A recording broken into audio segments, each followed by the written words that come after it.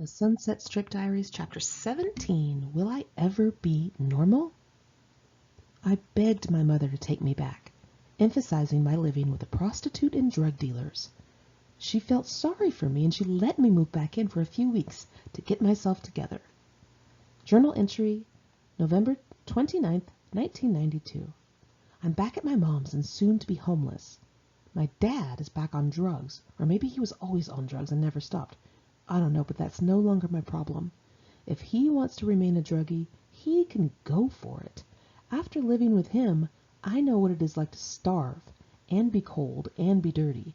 It really sucks, and I don't want to elaborate on all that. I am sick and tired of Hollywood.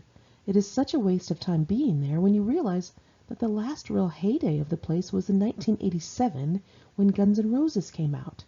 After they made it, no one compared. No one has beaten them yet. All of the other rock bands that came off the Sunset Strip have broken up or been dropped off the record labels. I guess I'm trying to say that the big time is over and it has been over. There's nobody to impress anymore. There's no real in crowd I'm trying to break into. There aren't even any more great bands to go hear. Why do I even care who hugs and kisses me or who talks behind my back or who hates me? I don't even matter. Saying that I was part of Hollywood in the early 90s is as good as nothing. The scene is dead. It is dead and gone, and I am trying to hang on to it. Right now on the news, they're talking about kids graffitiing the Hollywood sign. Very telling. I guess the reason I stay there is because I keep thinking that I won't ever be normal, and I should just stick to other troubled people. I think that I will never fit in anywhere because of my troubled past, my family problems, the amount of partying I do. How can I go hang around some other 19-year-old girls when my friends drink like an entire fifth of Jim Beam to themselves and dance on stages in tiny bikinis? I don't even know how to have real fun. I mean, how do you even make real friends or have a real relationship with a guy? I will never find out if I don't remove myself from Hollywood. Journal entry, December 29th, 1992. My dad just called here looking for me. I pretended to be my sister, and he believed it. You're going to think I really lost it, but I think either a ghost is following me around, or else God's playing tricks on me, or I have got some crazy guardian angel, because I keep on seeing things. And then I get this weird feeling, and I think I'm going insane, and I try to smack myself in the head. There was this big, tall angel, or God, or whatever, in the street last night in the dark, trying to stop me from driving drunk and killing myself. Anyway, let me tell you what happened. I went to the Rainbow again, got completely trashed. You've heard this story before. Sabrina and Bradley were there in a booth, both blonde and beautiful, chatting with Ron Jeremy, not blonde and beautiful. I sat with them and had a grand old time, and when the night ended, they invited me back to their place, which was up the street from the Whiskey, that little street where Motley Crue lived. Well, when I was pulling up to their apartment building, I thought that maybe I should just drive home. I just was tired and I didn't know if I wanted to keep on going. But as I tried pulling away, this big, tall, white, iridescent figure was in the street blocking my car and telling me, do not drive.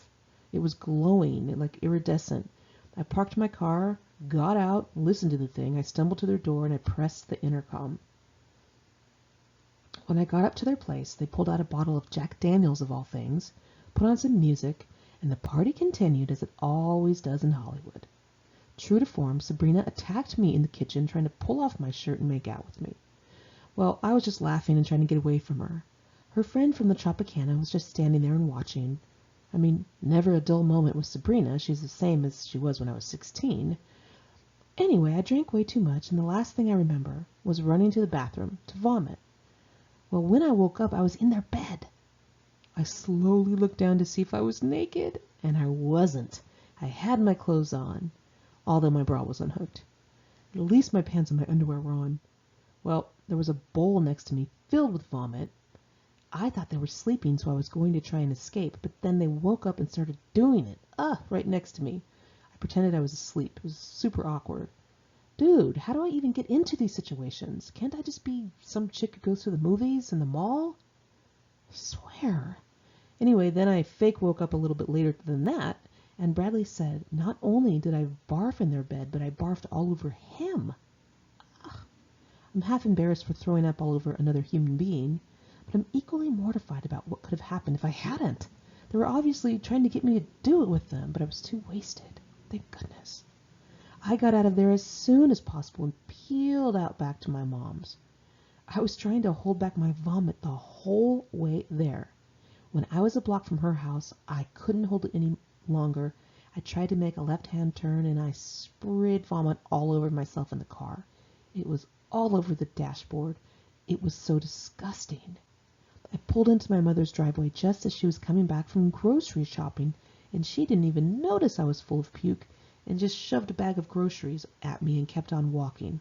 She would have to actually look at me to notice something on me, and she doesn't. I barfed at my new telemarketing job later on after trying to hold a bagel. 6 months later, Bradley and Sabrina had a fight. Bradley got himself real doped up on heroin because he was depressed or something, and ended up shooting himself in the head in the bathtub at Teddy's father's house. Teddy was out at the store or something when it happened, and when he came back home and he called for Bradley, didn't hear him answer. He figured that Bradley took off. So Teddy left the house, unknowingly leaving Bradley's body there. 3 days later, or some days later, I'm not sure of the exact amount, Teddy's father came home to a horrid smell, and he found the body in the bathtub. And I hate to be graphic, but it didn't have a head. He thought it was his own son, and he just lost it. I don't know how long it took for him to figure out it wasn't Teddy or any more of the story, but it was a very dark time. We were all completely devastated. Sabrina was a widow at 25. She started dating Bret Michaels of Poison a few years later. That December, my social nightmare continued. Jimmy joined one of the bands I had been friends with. He was instantly part of my crowd, for better or for worse. The fights he had had with some of the main players in Hollywood had been forgiven, and they all ended up just accepting him. His perseverance paid off. I was painted as the shit-starting tramp, and to a certain extent it was true. I remember walking up to a club with my friends behind me and looking up to see Jimmy in a full face of makeup and sparkly glammy clothes with a crowd of converts behind him. It was as if we were going to have a gunfight at the OK Corral, or we were the Jets and the Sharks or something. Well, we didn't even look at each other until we were about to pass one another. Then we locked eyes and quickly kept walking our separate ways. I felt he was a total hypocrite for wearing makeup and all those clothes. He had always talked shit on those glam guys on the strip, and now he was finally one of them. It was actually kind of sad to ignore somebody I once loved and who had given me so much love. We were strangers now. We had hurt each other so much that damage could never be undone. But as sad as I was also irritated that he had the nerve to break into my circle. Who did he think he was? I thought. I didn't pound 5 million liters of Jim Beam in the dirt at Errol Flynn's for this shit. I had worked hard, but I was the one who bowed out in the end. Hollywood wasn't what it once was for me. It meant more to him. He was determined to be in a band, and I wasn't as determined to stay and fight him. Journal entry, December 30th, 1992. I don't have time to write because I'm going to work at my telemarketing job. I might go out with my coworker Tammy to see male strippers afterward. I'm sure it will be embarrassing.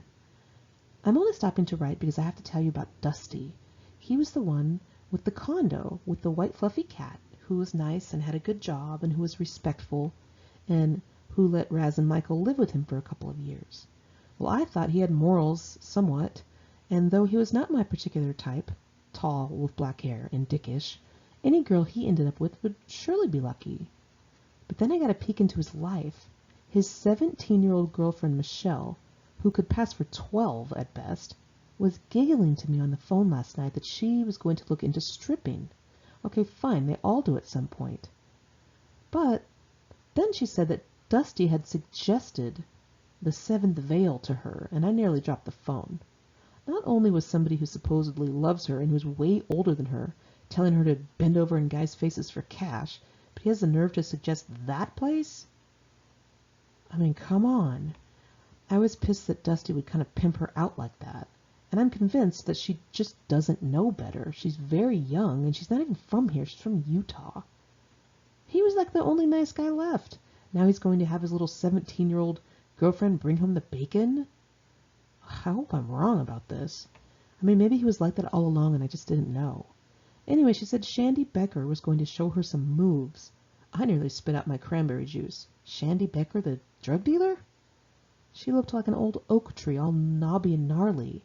When was she a dancer? In the roaring 20s? She's like old. She's got to be in her 30s already, unless those drugs have aged her that bad. I mean, and where does she dance? An old folks' home? Oh, Michelle was naively giggling about how much money she could make and that she didn't mind nudity and she just wanted money. She wanted me to go with her, and I said, it's not my thing. I wanted money too, but not that bad. Well, I wished her my sincere luck. Little naive Michelle went on to become a stripper at the Seventh Veil. And not only that, but she dumped Dusty and moved in with the guy who owned the club. And over the years, she completely transformed from the fresh-faced, naive, coltish brunette wearing a Venice Beach t-shirt with beaded fringe. I saw her about 6 or 7 years later. Her long, dark hair was bleached platinum blonde. She had breast implants, and she was done up with a lot of thick stage makeup. She was very, very beautiful, and she was no longer smiling. There was no sparkles in her eyes any further. I could hardly recognize her. She was with a much older man, not sure if he was the same guy, and she had 2 young children. We looked right at each other, and we knew who each other were, but neither of us said anything. I continued to work at my telemarketing job. The job started at 4 p.m. and ended at 8 p.m. We all sat in a room staring at a wall. It was so dull. I remember driving over there in the rain, listening to The Cure and daydreaming. I had to call people and ask them if they would take a survey, which was really a disguise to make them listen to my pitch. I asked them what they hated most about going to the supermarket, the lines or the prices. How about that one cart with the messed up wheel? Ha ha ha. That was my favorite one to say. After they answered, I said, what if you didn't have to go to the supermarket anymore? And I explained to them that if they ordered their meat from our company, it would be delivered to them fresh and vacuum packed. I had a sheet to tell me what to say to any of their objections, including if they said they were vegetarian. I think we had some fresh vegetables we would deliver. And if they had no room, hey, that was no problem. We sold a freezer. We would deliver that bitch and put it straight into their dirty garage. They could fill it with beer if they didn't want to keep buying meat. Well, I got a few leads at first, and when you got a lead, you had to pass it to the boss, Kenneth, in the other room. He was watching us through a glass partition. He was a young guy, real salesman-ish. He had a huge schnoz and dark feathered hair parted straight down the middle. I mean, kind of unfortunate looking, but he had a pretty funny personality. And one day Kenneth gave us each a garbage bag of frozen meat. And I loved it home, and I was shocked to find after cooking it that it was really very good cuts of meat. My sister used to beg me to make a sandwich with one of those chicken breasts. I don't remember many of the people from the job except for Tammy. She was a petite 27 or 28-year-old whose father owned a bunch of adult bookstores and porn shops on Van Nuys Boulevard in the valley. She confided in me that she found Kenneth hot. Well, she started dating him shortly thereafter. She often came to pick me up in her aqua blue Corvette. I went to her huge house in Studio City where she still lived with her father, and we laid out by her pool. Tammy talked about wanting to be a stripper. Did everybody want to be a stripper in 1992? I don't know, guys. But anyway, we laid there on the Hawaiian print beach towels, and I thought, shit, who am I to stop her? She's of age. She can make her own decisions. So I supported her. I went with her to a bikini bar in Tarzana, and I watched her do amateur night. Of course, again, I was there for support, but I soon felt kind of embarrassed for her because she was just so not sexy. She had this long permed brown hair with these huge bangs, which were really out of fashion by then. Anyway, and these huge caterpillar eyebrows, and she just couldn't apply makeup properly and whatnot. But anyway, none of that mattered in the dark under a neon light when Motley Crue's Girls, Girls, Girls was blasting, of course. So she ended up winning the contest, and she was hired on the spot. And you know what? I was not surprised after I watched the next featured dancer, who was wearing glasses and rolling around on the floor to Def Leppard's Love Bites like she was just bored to tears. I thought, okay, well.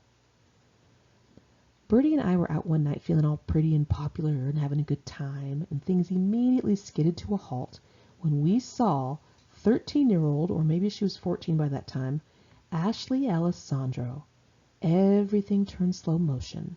She was in a fluffy fur white coat with her long, long, long blonde hair and round angel face with pink cheeks, getting out of Kid Ashley's white Jaguar in front of the crowds of people at the Rainbow. Both of our jaws dropped because we had both dated him. The slow motion continued as Bertie scoffed and my eyes narrowed. Bertie tried stepping forward, and I put my hand on her arm to warn her, don't act like you care.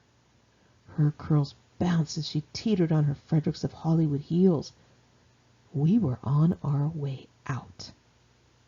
We heard through the grapevine shortly thereafter that Sabrina had gotten her hands on Ashley. I thought to myself, isn't that like child abuse? But before I could think too much about anything, a smear campaign was started on Bertie and me. Rumors started going around that we were man-hating lesbians. I did not think lesbians were some horrible thing, but I did not want to be labeled a man-hater because that was so unsexy, and I was all about trying to be sexy. I thought about dumping Bertie as a friend to quell the rumors, but then I thought, she's a pretty good friend. I don't think anybody else will have me. That, and she had too much on me. Had Ashley started the rumor? Nah, she had just slept with Sabrina. Was it Jimmy? The Seattle clique? It could have been anyone. Nonetheless, it was going to ruin the remainder of my image if I didn't fix it immediately. With our popularity on shaky ground, Bertie and I started to turn our efforts into the LA celebrity crowd at Bar 1.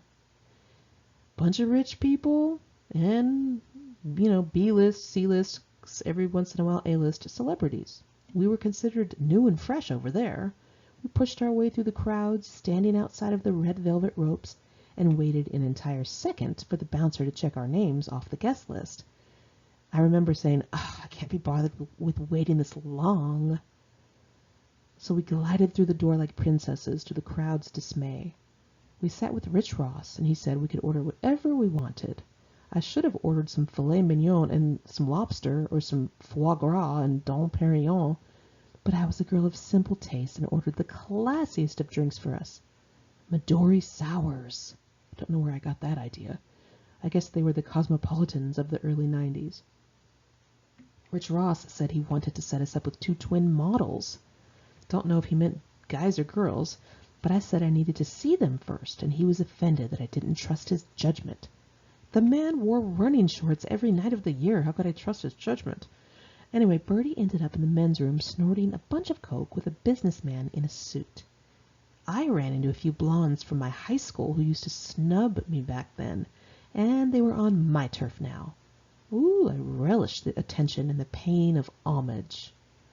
That New Year's Eve, we were supposed to go to a party hosted by that crazy magician, Fig.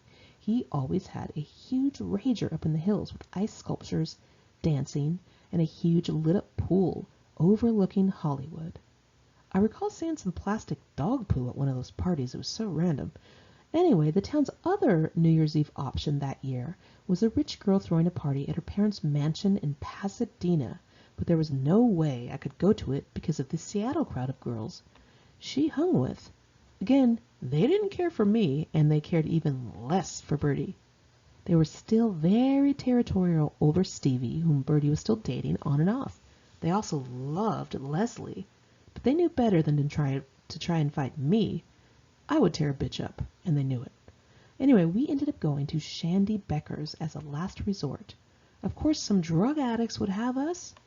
Well, Michelle and Dusty were there. Raz was there with Missy. She was back. Raz's friend JJ was there. Teddy St. John was there, and of course the Becker, which is what we started calling her. We were all supposed to pile into a limo and go to a party at KNAC DJ Ton Mastery's house. At the last minute, Teddy wouldn't come out of the room because he was too strung out.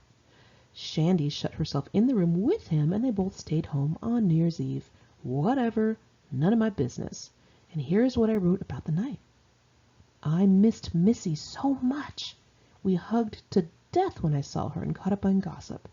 I introduced her to Bertie, who fell in love with her too.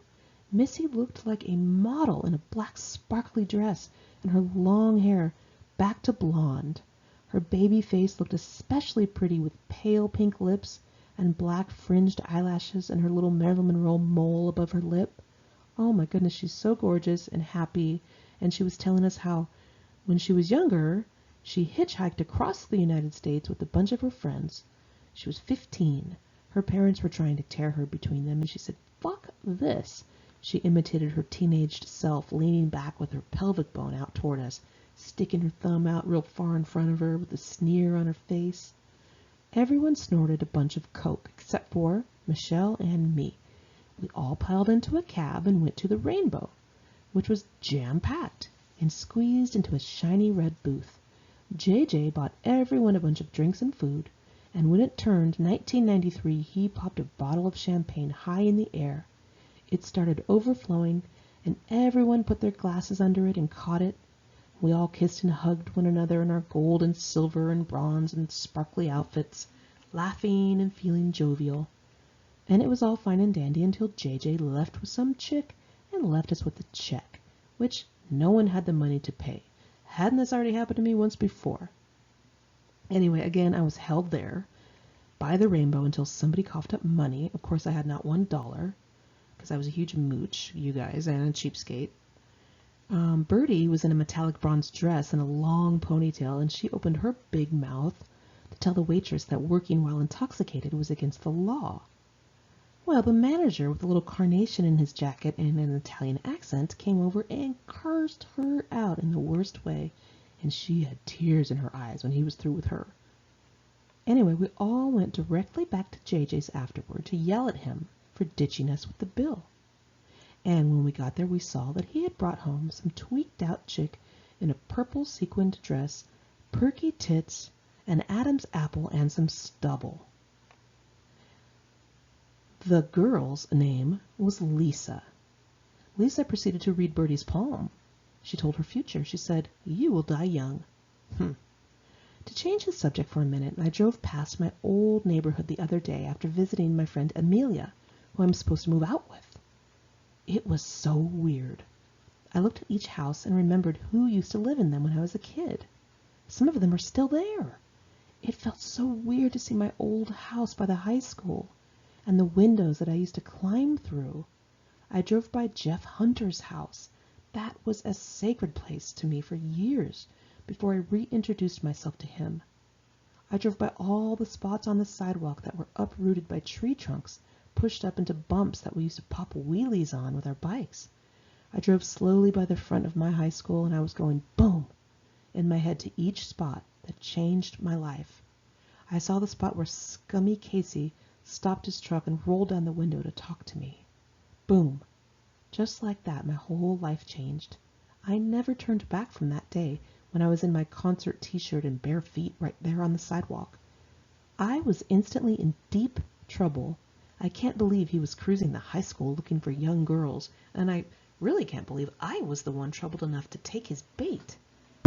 I saw all the spots where I sat and cried, all of the places I walked with Abby when we were ditching classes. I saw the wall where all of the stoners sat in the morning, smoking Marlboros and Camels. I was short of breath thinking of all the memories I had there. It is really amazing to me that I didn't know how big the world was. It only consisted of that little neighborhood for so many years. Just me and my sister and our parents. I had that school counselor who tried to help me. Now there's no one to take care of me. I've got to do things for myself now, and I've got absolutely no idea what I'm going to do with myself. Sadly, my sister was completely strung out on drugs by that time.